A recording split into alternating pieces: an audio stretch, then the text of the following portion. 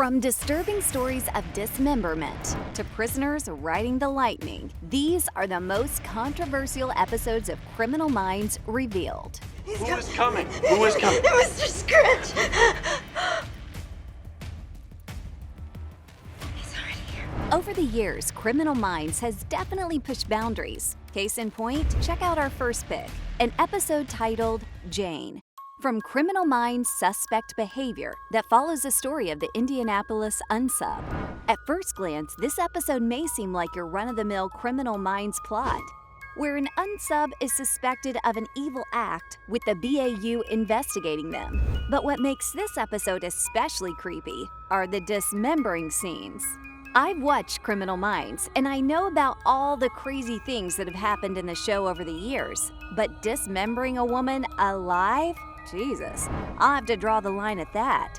Fans have often talked about how this episode is incredibly evil and creepy, with many saying they fast-forwarded through the scene in question. Now, it takes a lot to rattle seasoned Criminal Minds fans, so their disgust with the events in Jane is proof that the episode took things way too far. Speaking of crossing lines, I wouldn't be any good at my job if I didn't mention the episode titled Scared to Death. In this episode, a psychiatrist uses intense immersion therapy to cure his patients, only he isn't really curing them. He's killing them by turning their fears against them. The most brutal part of the episode was when he left a victim of claustrophobia in a wooden chest. The woman suffered such extreme anxiety and panic attacks that she died. What makes this episode so controversial is the fact that it portrays a therapist betraying his patient's trust in the worst kind of way. Now, while Criminal Minds does have its ups and downs, I think one of the worst episodes was definitely Season 5, Episode 9, titled simply 100. In this episode, writers not only traumatized the characters, but everyone watching at home as well.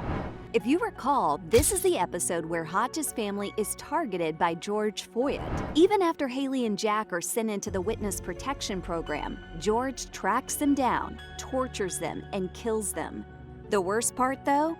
George commits the vile acts while he's on the phone with Hotch and the rest of the BAU. Hotch begs for his family's life and is forced to listen as George brutally murders them. Jack, hug your mom for me.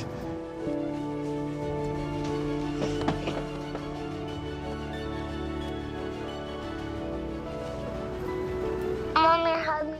What a sick puppy. Can there be anything more evil than that? Come to think of it, 100 might be one of the worst Criminal Minds episodes ever. And I watched Mosley Lane without skipping a single scene. And since I've already teased it, we might as well get Mosley Lane out of the way. Because not only is it a totally disturbing trigger fest for parents, but watching it also feels like 1,000 fire ants are crawling all over your body, non-stop, for 72 hours straight. That's how unsettling the vibe of this episode is. It just doesn't leave you, even after it's over. I don't think I need to remind you of the plot, but in case you repress this episode in your memories, it's the one where the BAU is investigating a string of child kidnappings, and they all lead to a couple who own a funeral home. You can guess the rest because I'm definitely not going into any details now.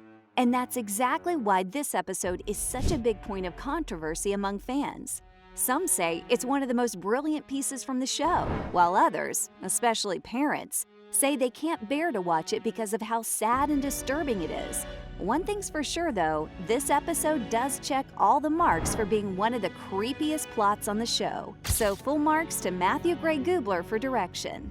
The dude should really look into making horror films. As for this next episode, it can rot in hell for all I care. And so can Mr. Scratch, whose appearance may have been surprising, even unsettling for the first time. But to stretch his story and turn him into a villain was actually a bit much. Fans have called him a cartoonish bad guy one too many times, saying that he really didn't fit into the vibe of the show after a few episodes, and that he was too overrated. I agree, because how far can you take the evil genius who lives in disguise storyline? 4 seasons, too far. That's how much. Think of the amount of time we could have explored scarier villains in the show, like that teacher from I Love You, Tommy Brown. which, by the way, is an episode I still don't feel right about. Because, for one, it shows this super disturbing relationship between a teacher and her underage student.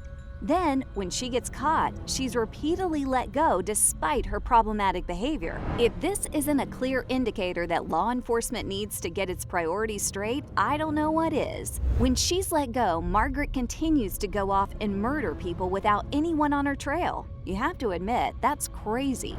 Plus, the whole romantic relationship between her and Tommy is so uncomfortable. People still talk about how insane the plot was. But was it as insane as North Mammon? Because that episode was a doozy and I'm still not over it. You remember the plot, right? Does 3 high school soccer players kidnapped from a sleepover and kept in a bunker ring a bell? And then came the impossible task of the girls having to choose one girl who would die, so the other 2 could live and be free. And of course, they chose the weakest one who was already sick. Now look, we've all watched a lot of human survival stories in our time, but to see one this unexpected was enough to shake even the most seasoned Criminal Minds fans to their cores. The episode showed us a warped view of humanity, and that when push comes to shove, everyone will choose their own interest to survive. Which is a pretty bleak outlook on human nature if you ask me. So yeah, watching this impossible situation play out in such detail for these girls was really disturbing, and showed that the series didn't hold back when it had to go the extra mile to freak us out. Oh, and speaking of that, there's one last episode that I know everyone thought went too far. Of course, I'm talking about Riding the Lightning. When it comes to controversial and polarizing issues, the death penalty is certainly at the top of the list. In America especially, the death penalty is one of the most hot-button debate topics in existence. Always has been, and probably always will be. Riding the Lightning was something everyone went against when it first aired. Some thought that the situation was handled too callously by the characters. Others said that it had explored the morality of the situation pretty well. Basically, the argument boiled down to one thing. No one likes the idea of someone being on death row, but we all know it was important for the plot, so it had to happen. Of course, a lot of people thought that Sarah Jean should have received clemency and had her sentence commuted to life in prison, considering all that had happened in her life. And therein lies the controversy surrounding the episode, because if Sarah Jean had been acquitted, the ramifications of her release may have been far greater than if she died, which she did. Fans still haven't stopped talking about Riding the Lightning, and they probably never will. So, from the disturbing stories of dismemberment to prisoners riding the lightning, there you have it, ladies and gents. Those were Criminal Minds' most controversial episodes revealed.